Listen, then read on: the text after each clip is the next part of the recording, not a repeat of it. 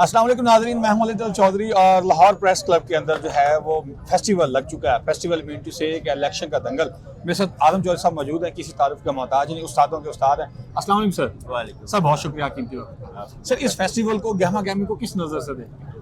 असल में ये साल में जब इलेक्शन आते हैं ना तो सारी कम्युनिटी में एक एनर्जी आ जाती है, क्योंकि बहुत सारे हमारे प्रोफेशनल लोग हैं जो साल में एक दफ़ा मिलते हैं और वो इलेक्शन एक ऐसा मौका होता है कि वहाँ पर लोग मिलते हैं, एंजॉय करते हैं, सोशलाइज करते हैं, गपशप होता है। इसको हम कोशिश करते हैं कि फेस्टिवल की तरह का ना एक इलेक्शन का माहौल बनाएं और अल्हम्दुलिल्लाह होता भी है मोस्टली कि फेस्टिवल की तरह खाने चल रहे हैं, लोग वोटिंग कर रहे हैं और तमाम मुखालफिन मुख्तलिफ ग्रुपों से खड़े आपस में घुले मिले होते हैं, गपशप कर रहे होते हैं। सर जनरल इलेक्शंस जो होते हैं हमारे पाकिस्तान में पार्लियामेंटेरियन के, वहाँ पर पॉलिटिक्स खेली जाती है नौकरियों की और प्रेस क्लब के अंदर प्लॉट्स की। इसको किस नज़र से देखते हैं? ये एक बड़ी ना बदकिस्मती वाली बात है कि किसी ऐसे मकसद के लिए इंतखाबात हों जो जिसमें कोई फाइनेंशियल इंटरेस्ट आ जाए। मैं समझता हूँ कि जो जर्नलिस्ट कम्युनिटी है उसमें कोई फाइनेंशियल इंटरेस्ट वाली इस किस्म की चीज़ें नहीं होनी चाहिए थी। अगर प्लॉट की बात करते हैं तो प्लॉट अगर तमाम मेंबर्स हैं तो उनको अगर गवर्नमेंट दे रही है तो उनका राइट है, उनको उसके राइट के मुताबिक, राइट में इन सेंस कह रहा हूँ, हम ये नहीं कह रहे कि हमको दूसरों का हक छीनने की बात, ये बात नहीं है। हमने पैसे दे के चीज़ लेनी है गवर्नमेंट से, लेकिन गवर्नमेंट इस किस्म की कम्युनिटीज़ को जब भी अकोमोडेट करती है उसमें होता है नो प्रॉफिट नो लॉस। उसमें यह है कि अगर ज़मीन हमें दी जाती है तो जो ज़मीन की कॉस्ट है वो हमसे गवर्नमेंट को चार्ज करती है। जिस तरह कमर्शियल डेवलपर है वो अपनी मर्जी से पैसे बढ़ाता है या कीमतें उतार चढ़ाव होती है, हमारा उस तरह नहीं होता। गवर्नमेंट ने एक प्राइस फिक्स कर दी, हम लोगों ने उस प्राइस के मुताबिक गवर्नमेंट को पैसे देने हैं, लैंड कॉस्ट देनी है, गवर्नमेंट हमें डेवलप करके देती है। मैं इस सेंस में कह रहा हूँ कि राइट है। दूसरी बात यह है कि हमारा असल काम जो था वो था अपने प्रोफेशन को, अपनी कम्युनिटी को, उसकी इज्जत, उसके वकार को, उसको मेंटेन करना, उसको बढ़ाना। लेकिन अनफॉर्चुनेटली मैं देख रहा हूँ पिछले 2 साल से हमने उस पर कंप्रोमाइज़ किया है।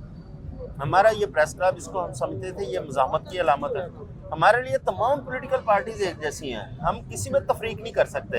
हमारे लिए काबिल एहतराम है तमाम लीडर, पॉलिटिकल लीडरशिप, तमाम पार्टियाँ, इवन के जितने अदारे हैं उनकी जो लीडरशिप है, ये अदारे हैं वो हमारे अपने अदारे हैं, हमारे लिए वो भी काबिल एहतराम है।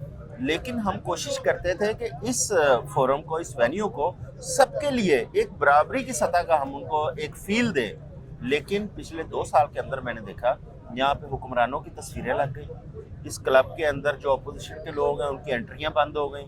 वज़ीर आला केपी यहाँ पे आता है, उसकी एंट्री नहीं है। भाई हमारा तो, हमारे पास तो हर बंदा आए, अपनी बात करे इस फोरम पे बैठ के। हाँ, वो उस बात पे हम आर्गू कर सकते हैं, हम क्वेश्चन कर सकते हैं और हमें करना चाहिए। मैं कराची प्रेस क्लब को अप्रिशिएट करता हूँ कि वो वज़ीर आला केपी वहाँ गया है, प्रेस क्लब ने इन्वाइट किया है और बैठ के बड़े हार्ड क्वेश्चनिंग हुई है वहाँ पे। ये हमारा किरदार है और मेरी ख्वाहिश है कि हम दोबारा अपना किरदार वहीं पे लेके आएँ, अपनी कम्युनिटी, अपने इस अदारे की इज्जत को, उसको बढ़ाएं। और हमारे ऊपर ये जो इस वक्त एलिगेशंस आ रहे हैं कंप्रोमाइजिंग किस्म के और ये गवर्नमेंट के साथ मिलने के, ये एलिगेशंस मैं समझता हूँ जर्नलिस्ट कम्युनिटी के लिए बहुत नुकसानदेह है। सॉरी सर, पिछले 2 साल में बहुत सारे साथियों को उठाया गया, पर्चे भी हुए, नौकरियां भी खत्म हुई और बड़ा जुल्म तशद्दुद हुआ। अगर आप होते तो आप इस सारी सूरत को कैसे देखते? जब उठाना शुरू किया था ना उस वक्त मैं प्रेसिडेंट था और उस वक्त का 2023 का रिकॉर्ड, 22 और 23 का आप रिकॉर्ड देखेंगे तो यहाँ पे प्रोटेस्ट रहे हैं। मैं प्रोटेस्ट करता था और मैं बाकायदा अपने लोगों के पीछे जाता था, छुड़वा के लेके आता था। जिसकी सबसे बड़ी एग्जांपल 9 मई है। 9 मई को जब हमारे जो जर्नलिस्ट ड्यूटी पे थे उनको जब जियो फेंसिंग के उनके नंबर आए तो पुलिस ने हमारे साथियों को उठाना शुरू कर दिया। बिल्कुल। मैं उस वक्त मोहसिन नकवी साहब वज़ीर आला थे, मैं बार बार नॉकिंग करता, मोहसिन नकवी साहब से बात करता और वज़ीर जो इत्तलात थे आमिर मीर साहब, उनसे बात करता और अपने लोगों को छुड़वाता, कभी पुलिस हुकाम से बात करता। लेकिन मुसलसल मेरे इन एफर्ट्स के बावजूद वो सिलसिला नहीं रुका। अल्टीमेटली मुझे हाई कोर्ट में जाना पड़ा, मैंने पिटीशन दायर की वहाँ पे और इसके साथ साथ प्रोटेस्ट का सिलसिला जारी रहा। और मैं उस वक्त तक चैन से नहीं बैठा जब तक मुझे गवर्नमेंट की जानिब से, जुडिशरी की जानिब से इंश्योर नहीं किया गया कि हमारे बंदों को ना उठाया जाएगा, ना पर्चे दिए जाएंगे। उसके बाद मेरा टेन्योर बड़े सुकून से गुजरा, किसी बंदे को परेशानी नहीं हुई। लेकिन जब इनका टेन्योर आया उसके बाद पिछले साल बहुत सारे लोग, जिनमें हमारा शाकर अवान है, हमारी स्मीना पाशा है, हमारे बहुत सारे लोग हैं जिनके खिलाफ ना सिर्फ NCCIA में मुकदमात दर्ज हुए, उनके अकाउंट सीज कर दिए गए और क्लब की जानिब से कोई आवाज़ नहीं उठाई गई। ना सिर्फ उनके अकाउंट सीज पे बल्कि उनके जो पर्चे हैं, उनके जो लीगल उनको जो मसाइल है उस पर क्लब को चाहिए था फ्रंट फुट पे आता, उनके लिए वकला हायर करता, गवर्नमेंट से और अदारों से बात करता हो, उनके पर्चे जो है नजायज पर्चे थे वो खत्म होते हैं, उनके जो अकाउंट सीज है जिनसे उनकी जिंदगी तंग हो रही है वो गवर्नमेंट से बात करके उनके अकाउंट डिफ्रीज कराए जाते हैं। लेकिन ये इंतहाई अफसोसनाक है। और उससे पहले भी मैं बताऊं 2018 के अंदर मैं प्रेसिडेंट था तो इमरान खान साहब की गवर्नमेंट आई और उस वक्त मीडिया के ऊपर एक स्ट्रेस आया, डाउन साइजिंग शुरू हुई। मैंने उस वक्त इसी फोरम के ऊपर जॉइंट एक्शन कमेटी बनाई, तमाम ग्रुपों को उनको नुमाइंदगी दी और उस वक्त तक आराम से नहीं बैठा जब तक गवर्नमेंट में या अदारों ने हमारे लोगों को जो जबरी बरतरफियाँ थी वो बंद नहीं की। मैंने 28 प्रोटेस्ट किए उस वक्त गवर्नमेंट के खिलाफ, उस वक्त बुजदार गवर्नमेंट थी कि हमारे लोगों को जो अदारों से जबरी तौर पर बरतरफ किया जा रहा है ये गलत है और इसे ये एक मुआशी कत्ल है उनका।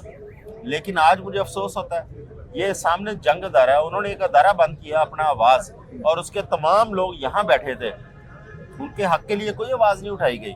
जबकि जो मौजूदा प्रेसिडेंट थे वो क्लेम करते थे कि मैं जंग ग्रुप का हिस्सा हूँ, उनका एम्प्लॉई हूँ, उन्होंने अपने साथियों के लिए आवाज़ नहीं उठाई और ना उनके लिए कोई प्रोटेस्ट किया, ना किसी गवर्नमेंट फोरम पे वो गए हैं। सर बहुत सारे वर्कशॉप्स के अंदर जिस तरह जंग ग्रुप का आपने जिक्र किया और भी बहुत सारे ग्रुप्स हैं, उनके बड़े बड़े एंकर्स जो 3-3 मिलियन सैलरी ले रहे हैं वो आके कहते हैं जी हम साथियों के लिए आवाज़ बनेंगे। लेकिन जो छोटे बेचारे रिपोर्टर हैं, कैमरामैन हैं, फोटोग्राफर्स हैं, उनकी सैलरी भी पूरी नहीं है और फिर प्रेस क्लब की तरफ से उस तरह सपोर्ट भी नहीं है और प्लॉट्स भी बड़े लोगों को मिल जाते हैं। तो ये जो नाइंसाफ़ी है ये कब तक चलती है? मैं अर्ज करता हूँ ये जो मिलियंस वाली आपने बात की है ना उन लोगों की, उनमें से मोस्टली वो हैं जो किसी क्लब का मेंबर नहीं है, ना वो लाहौर के मेंबर हैं, ना आपको इस्लामाबाद के मेंबर नज़र आएंगे और ना वो मेंबरशिप के ख्वाहिशमंद हैं। क्योंकि यहाँ पे जो मेंबर होता है वो एक बाकायदा जर्नलिस्ट होता है और उसका कैरियर यही है जर्नलिज्म। वो लोग जो है वो एंकर हैं, उनमें से मोस्टली पैराशूटर है। हाँ, चंद एक एंकर जरूर हैं जिनकी मैं सताइश करूंगा, जिसमें हामिद मीर साहब हैं। जब भी आप देखें किसी वर्कर के ऊपर बुरा वक्त आता है हामिद मीर साहब खड़े होते हैं। इसके साथ साथ आपको बहुत सारे और भी हमारे ऐसे प्रोफेशनल लोग नजर आएंगे जो खड़े होते हैं, मतीउल्लाह जान खड़े होते हैं, आपको और भी इस्लामाबाद के अंदर, लाहौर में भी सलमान गनी साहब खड़े होते हैं आगे। लेकिन मोस्टली उनमें से वो लोग हैं जिनको वर्कर की ना तो तकलीफ है ना दुख है, इसलिए वो उसके दर्द को समझ नहीं सकते।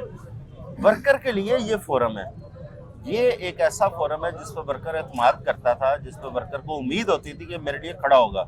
लेकिन अनफॉर्चुनेटली इस फोरम ने अपने आप को ना सिर्फ कंप्रोमाइज़ किया बल्कि गवर्नमेंट का एक, मैं समझता हूँ कि जो भी हुकूमत हो उसका एक सब ऑफिस बना के रख दिया जो कि इस कम्युनिटी के लिए नुकसानदेह है। सर किसी ज़माने में पेपर वर्क होता था, सहाफ़त अखबार से शुरू हुई, फिर रेडियो आया, रेडियो के बाद FM आया, फिर सरकारी चैनल आए, फिर प्राइवेट चैनल्स आए।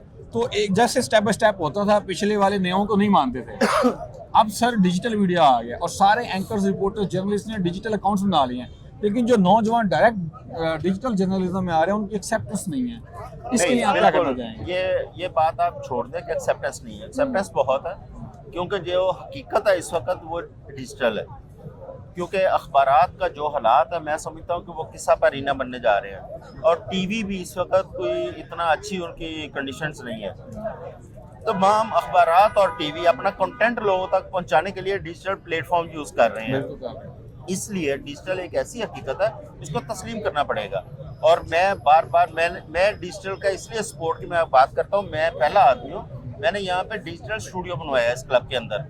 डिजिटल सेटअप इसलिए बनवाया था ताकि ये जो लोग पुराने लोग हैं जो उसको समझ नहीं पा रहे ये उसको समझे, खुद भी डिजिटाइज हों और डिजिटल जो लोग आ रहे हैं हमारे जर्नलिस्ट उनको एक्सेप्ट करें। और अगर मुझे अल्लाह ताला ने मौका दिया तो आप देखिएगा कि मैं डिजिटल कम्युनिटी के लिए जो न्यूज़ का काम करते हैं, सिर्फ न्यूज़ रिलेटेड, उनके लिए मैं इस क्लब के दरवाजे खोल दूंगा। ना सिर्फ दरवाजे खोलूंगा, उनके लिए मेंबरशिप जो है ना वो मैं अनाउंस करूंगा। सर लास्ट क्वेश्चन, जो नए स्टूडेंट हैं, यंग लोग हैं, जर्नलिज्म में आना चाहते हैं लेकिन पिछले 1-2 सालों के अंदर जो जर्नलिस्ट के साथ नावरा सलूक रखा गया उससे कुछ डिसहार्ट हो रहे हैं, उनके लिए एक जनरल मैसेज क्या है? देखिए, ये जर्नलिस्ट कम्युनिटी के ऊपर जो जिस किस्म के हालात आप देख रहे हैं ये सिर्फ जर्नलिस्ट नहीं है, आप हर शोबे में जाएंगे, आप वकला में जाएंगे, वो भी इस वक्त इस किस्म की सूरत हाल का शिकार है।